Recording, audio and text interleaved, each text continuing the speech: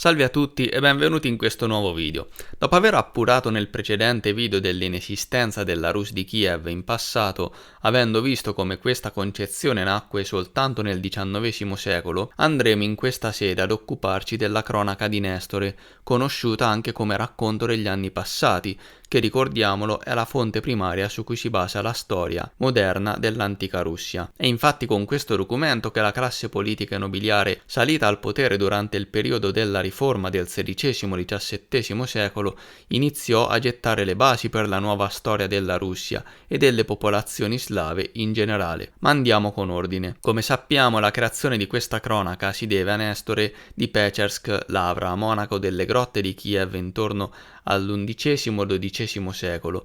Peccato che non si sa nulla su questo Nestore, sembra che nessun documento storico o altra cronaca ne menzioni l'esistenza. Guarda caso però questo nome comparve per la prima volta intorno al XVII-XVIII secolo, menzionato come autore nel documento Vite dei Santi di Pechersk, stampato a Kiev Pechersk-Lavra sotto l'archimandrita Joasaf Krokovsky, vissuto nell'era di Pietro I e sostenitore delle sue idee. Il fatto interessante è che in questa raccolta di vite, dopo le lodi di Pietro I, era presente la prefazione al lettore ortodosso, contenente risposte contro la blasfemia contro i santi di Pechersk. Ciò fa supporre che già al tempo ci fosse qualcuno che non era d'accordo con questo testo e della natura di questo testo e della sua versione ufficiale della storia di Pechersk di Kiev-Lavra, così come i suoi santi, Nestore incluso. Quindi già nel XVIII secolo in molti storcevano il naso. Quindi finora abbiamo compreso che il nome Nestore comparì per la prima volta intorno al 1697-1709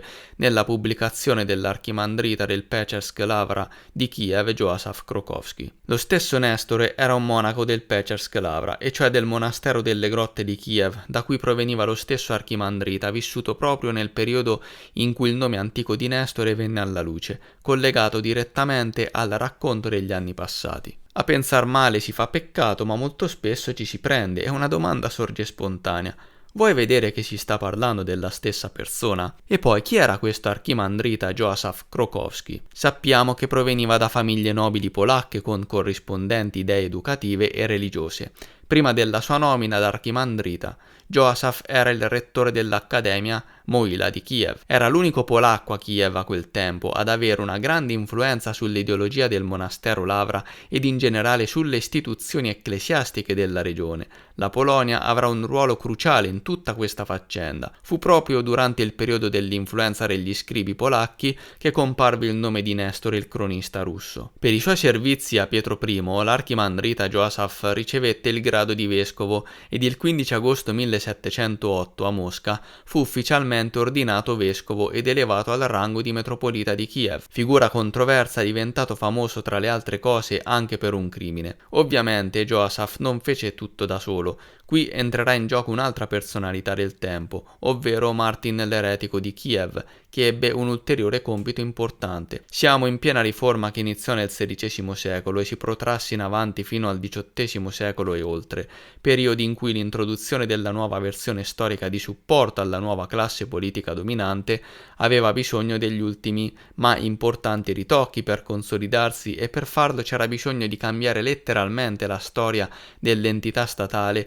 che fino a quel momento aveva mantenuto un'egemonia a livello mondiale, la Rus dell'Orda. Sorse infatti una lotta tra la nuova tradizione e quella vecchia, considerata eretica, composta dai vecchi credenti. Fu una lotta senza esclusione di colpi, che vide rappresentanti della nuova chiesa ufficiale creare falsificazioni di vario genere, tra cui il più noto la creazione dei falsi atti del Concilio di Kiev del 1151, che condannò molte antiche tradizioni russe. L'esecutore di questo progetto, organizzato su istruzioni di Pietro I, fu il locum tenens del trono patriarcale, il metropolita Stefan Jaworski di Ryazan, l'archimandrita Pitirim di Nizhny Novgorod, divenuto in seguito arcivescovo, ed il metropolita già da noi conosciuto Joasaf Krokovsky. E indovinate un po'? Come Joasaph, anche Stefan Jaworski proveniva da una nobile famiglia polacca, ricevette formazione presso il collegio di Kiev-Mohyla e negli ultimi anni della sua permanenza al college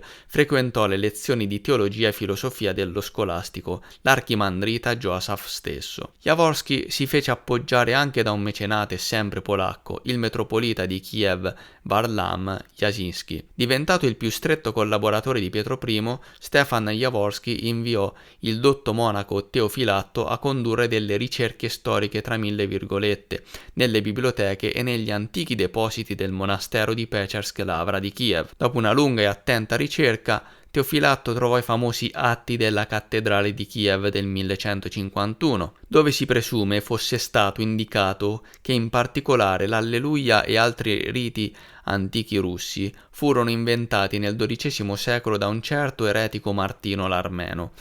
Questo atto contraffatto dell'inesistente concilio di Kiev del 1151 ricevette il nome di Atto conciliare contro l'eretico Martino l'Armeno. La cosa curiosa è che la falsa testimonianza fu confermata dallo stesso Joasaph Krokowski, ormai divenuto metropolita, e dallo stesso Consiglio di Kiev. Il 31 gennaio 1718 fu solennemente consegnato a Mosca l'atto conciliare contro l'eretico Martino.